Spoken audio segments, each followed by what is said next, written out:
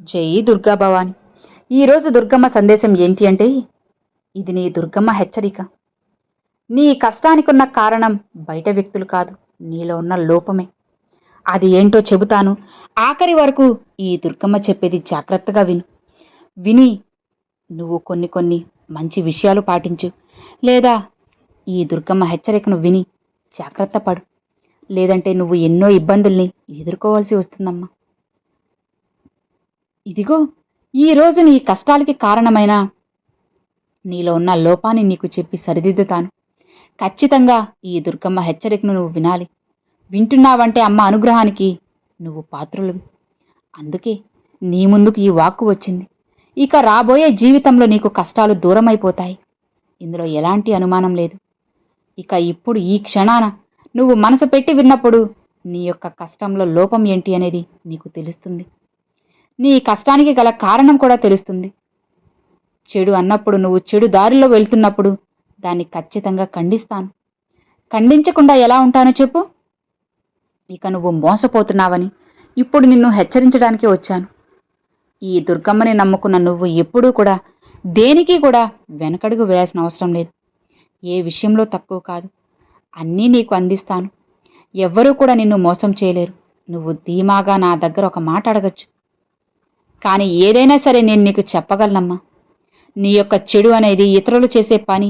నువ్వు మోసగించి నిన్ను మోసగించాలన్నది ఇతరుల పని. వారికి నేను ఏ విధంగా చెప్పలేను కదా. కాబట్టి అందుకే నిన్ను జాగ్రత్తగా ఉండమంటున్నాను. అలానే వాళ్ళని వదలనులే, బుద్ధి చెబుతాను. నువ్వు మాత్రం చేసిన తప్పే మళ్ళీ మళ్ళీ చేస్తున్నావు. ఖచ్చితంగా ఆ విషయాన్ని ఈరోజు నీకు గట్టిగా తెలియపరచాలని నీ ముందుకు వచ్చాను. ఈ విషయం నువ్వు విన్న తర్వాత మోసపోకూడదు. ఈ మోసాల నుంచి నువ్వు బయటపడాలని ఈ దుర్గమ్మ నిర్ణయించుకున్నాను. కాబట్టి నెట్టిపారేయకుండా, తోసిపేయకుండా, ఎంతలే అనుకోకుండా ఆఖరి వరకు అమ్మ చెప్పేది విను. ఇది నువ్వు వింటావు కదా. నువ్వు చాలా సులభంగా ఇతరులు నిన్ను మోసం చేయగలరు. అంత మంచి మనసు నీది. ఇతరుల మాయ మాటలకి లొంగిపోతావు.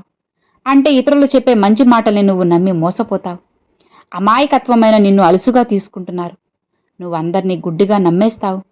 అందుకే నిన్ను మోసం చేయడానికి చాలామంది ఉన్నారు. నీ యొక్క ఆపదని నువ్వే కొని తెచ్చుకుంటున్నావు. నీ నష్టాన్ని నువ్వే చేర్చేసుకుంటున్నావు. అందుకే ఇప్పుడు గట్టిగా హెచ్చరించాలని ఈ రోజున ఈ శుభదినాన నీ గడప తొక్కాను. ఇతరుల మాటల్లో ఎలా నువ్వు గుడ్డిగా నమ్మేస్తున్నావు? నీకంటూ మనసు లేదా చెప్పు? నీకంటూ ఆలోచన లేదా? నీ ఆలోచనని నీ భవిష్యత్తు కోసం, నీ జీవితం కోసం ఉపయోగించకుండా ఎందుకు నువ్వు నలుగురిని నమ్ముతున్నావు చెప్పు? ఇతరులు చెప్పిన దాంట్లో ఎంతవరకు నిజముంది, ఇది ఎంతవరకు అబద్ధమని తెలుసుకోవాలి.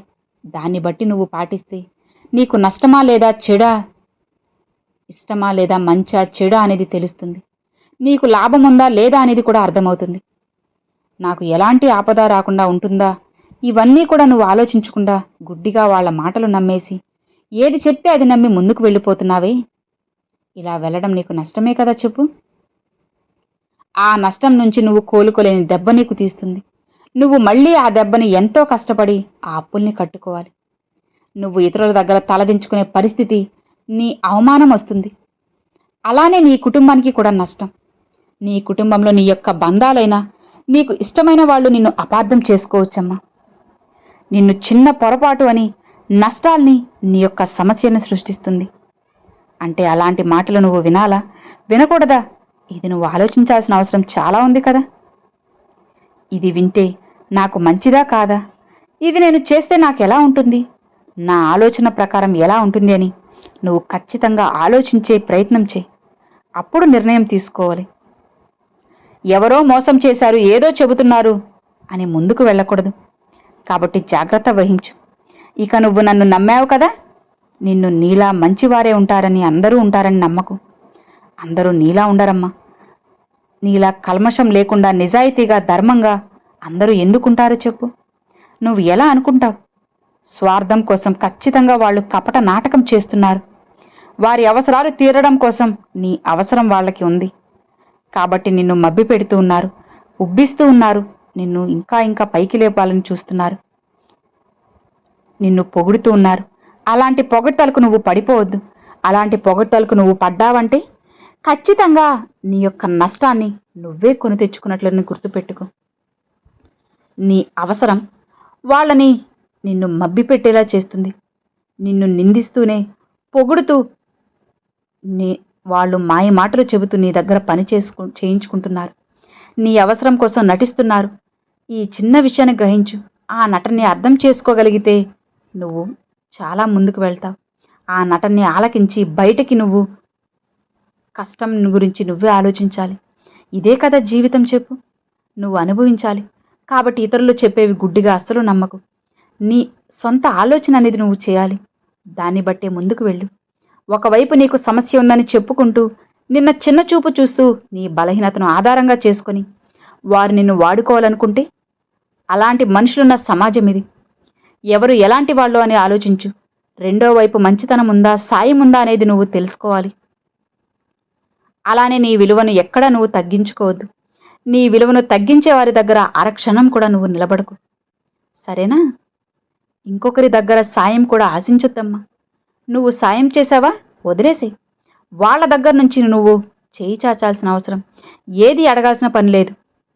ఎందుకంటే నిన్ను నువ్వు సాయం తీసుకున్నప్పుడు వారు నువ్వంటే లోకు కావచ్చు, నిన్ను చిన్నచూపు చూసే అవకాశం ఉంటుంది. కాబట్టి సాయం చేసి ఆశించకు తల్లి. మాటలు ఎదుటివారి తప్పులు నవ్వుతూ భరిస్తూ ఉంటావు. నువ్వు మంచివానివే. ఎవరైతే తప్పుని చేస్తూ తప్పు అని చెప్పి సరిచేయాలని చూస్తారో అప్పుడే నీలో తెలియని లోపాలు అనేది వెతికి ప్రపంచానికి నిన్ను మరో రకంగా చెడ్డవారిగా ప్రయత్నం చేస్తారు. అప్పటి వరకు నువ్వు చూపిన ప్రేమ, అభిమానం, సాయం అన్నీ దూరమై మరుగున పడిపోతాయి. ఇలాంటి మనుషులున్న సమాజంలో నువ్వు ఇలా బ్రతుకుతూ ఉన్నప్పుడు అప్రమత్తంగానే ఉండాలి కదా. వాస్తవానికి నిజానికి చాలా తేడా ఉందమ్మా. సూర్యుడు తూర్పున ఉదయిస్తాడు, పడమర దిక్కున అస్తమిస్తారు. ఇదే నిజం. సూర్యుడు ఉదయించడు, అస్తమించడు. తిరిగేది భూమి మాత్రమే అన్నదే వాస్తవం. నిజానికి వాస్తవానికి సన్నని గీత ఉంది చూడు, అది నువ్వు చూడాలి. అదే నీ జీవితానికి ఒక పట్టు విడుపులా ఉంటుంది. అదే తల్లి నీ తెలివిని నిరూపించుకోవాలి. కాబట్టి ఏది నిజం, ఏది అబద్ధం, ఏది తేడా అనేది తెలుసుకోగల పరిపక్వం, సామర్థ్యత నువ్వు పెంచుకోవాలి. కొందరు కావాల్సింది సాధించడానికి ఎదుటివారిపై ఎన్నైనా అంటారు. అలానే అవసరం తీరాక ఎవరూ కూడా తెలియనట్లు నటించేస్తారు. అలాంటి వాళ్ళు ఎవరు? అలాంటి వాళ్ళతో స్నేహం అవసరమా లేదా అన్నది నువ్వు నిర్ణయించుకో. నీ జీవితం అలుపన్నది లేకుండా పయనం చేయాలి. నీ గతమంతా కూడా గాయాల్లో నిండి ఉన్నా సరే, బ్రతుకంతా భారమైనా సరే, ఖచ్చితంగా ఎడారి లాంటి నీ జీవితంలో నువ్వు సాగాల్సిందే కదా.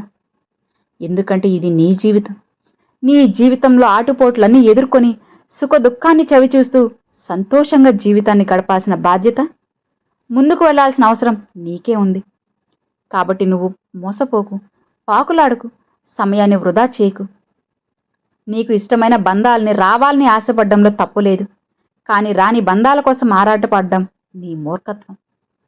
నీ రాతలో లేని వారి కోసం నువ్వు రాత్రంతా బాధపడతావు. రాతలో ఉన్నవారి కోసం పగలంతా కష్టపడతావు. జ్ఞాపకాలు మర్చిపోవు, బాధ్యతలను వదులుకోలేవు. ఇదంతా నీ మంచితనం వల్లే నీకు కలుగుతున్న కష్టం. ఆ కష్టానికి కొంచెం కొంచెం విశ్రాంతి ఇవ్వు.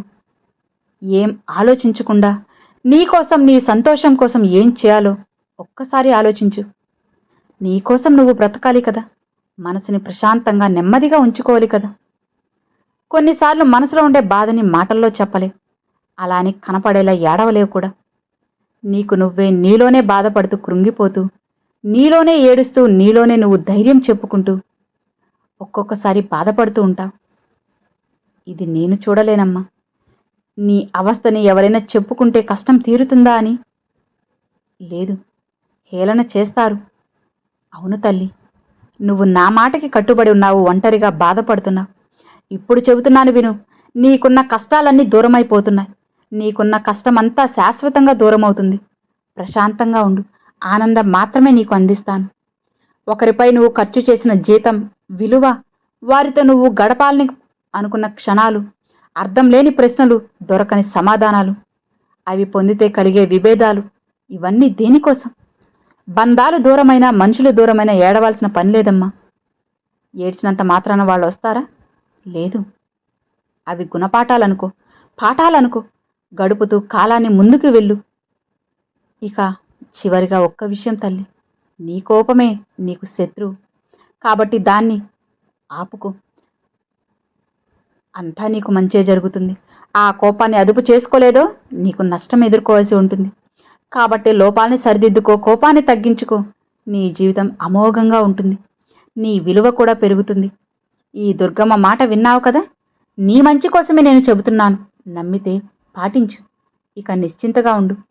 అమ్మ నీకు తోడుగా ఉండగా సంతోషంగా ఉండు. నీ భవిష్యత్తు బంగారమయమవబోతుంది. హాయిగా ప్రశాంతంగా ఉండు అని అమ్మవారు ఈరోజు ఈ సందేశాన్ని తీసుకొచ్చారండి. సో విన్నారు కదండి, ఈరోజు దుర్గమ్మ పంపించిన ఈ సందేశం మీ అందరికి నచ్చింది అని అనుకుంటున్నాను. నచ్చితే ఒక చిన్న లైక్ చేయండి. మరికొంతమంది అమ్మవారి భక్తులకు షేర్ చేయండి. ఫస్ట్గా మన ఛానల్ చూసేవాళ్ళు సబ్స్క్రైబ్ చేసి సపోర్ట్ చేయండి ఫ్రెండ్స్. Thanks for watching. జై దుర్గా భవాని.